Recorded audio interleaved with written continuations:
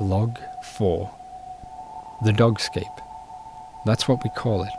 Us humans that banded together, I mean.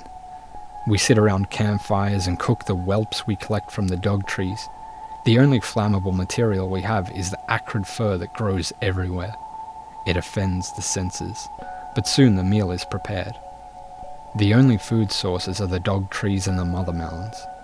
Some foolish enough dig for meat, though the reward is great. Many don't come back, for the dog flesh regrows above them, trapping them inside the moist ground. Primitive tools are forged from bones and leather, such as shovels and knives and clothes.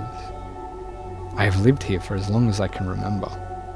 There are faint shimmers of the time before the dog flesh, but what use is there dwelling on the past when it cannot fill our stomachs in the present? I am our tribe's scribe. My name is Doc. I used to have a real name, but it escapes my memory. I record all of our findings and knowledge in my leather pages, using dog blood as ink. There were times when there were more of us. The tribe started with as many as 60 people. Now our numbers are as few as 20. Our leader is Keith. He instructs us to find food, build shelter, and bring fire. He abuses his power, taking 5 wives and eating more than his share of the food. But those who speak against him meet death in the night. It is hellish, but there is no other choice. Without guidance, we will die out here, so we must remain under his leadership. It has been 2 days since my last writing. I am lucky that Keith cannot read, for if he had seen my statements about him, I would be dead.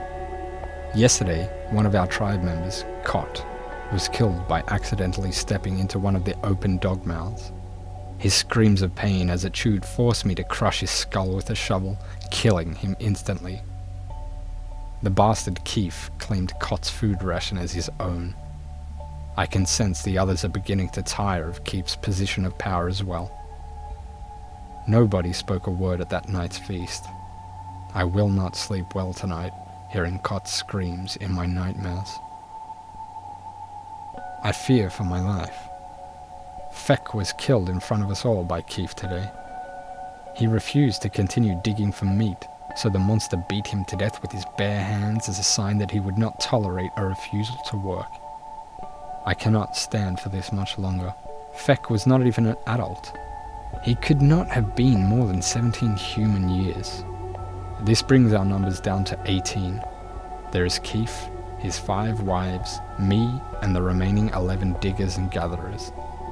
The others whisper to me in secret that I should be the leader instead. I guess they think I have all the answers because I am the scribe. Only time will tell.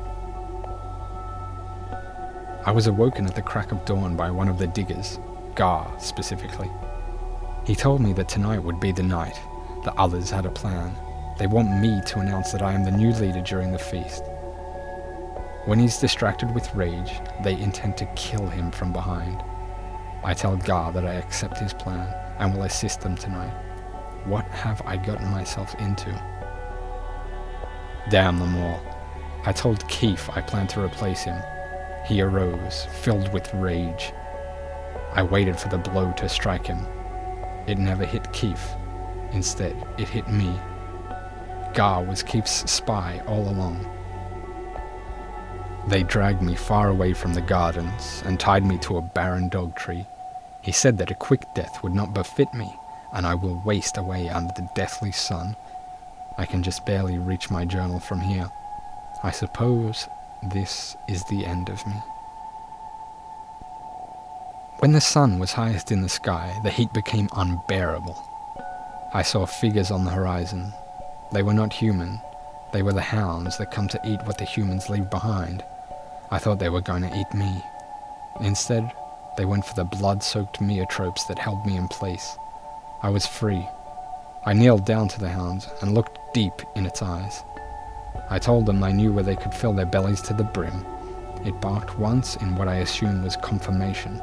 I stood up, and we set off to feast. When we reached the settlement, it was amidst their feast. I approached, death in my gaze. Keith was shocked and angry. The diggers and gatherers were quick to his defence. I guess he bribed them. I whistled, and the hound slinked through the fur to my side. We struck like a lightning bolt. My fist smashed into Keith's face, just as my hounds pounced upon his closest guards. Though I was physically weak, I was quite fast. I stole a shovel and quickly buried it into Keith's bloat while he was disoriented. The smell was sickening, as I expected from a man like him. The hounds made quick work of the rest. I helped, of course. None were spared. I made sure I had my vengeance upon Gar. The hounds were quite full by the end. I took my time and buried each corpse, or what was left of them. I leave this book upon their graves in the hopes that someone who can understand it finds it. If you do, take heed of these words. The Dogscape knows all, and is strict but fair. She provides justice where justice is due.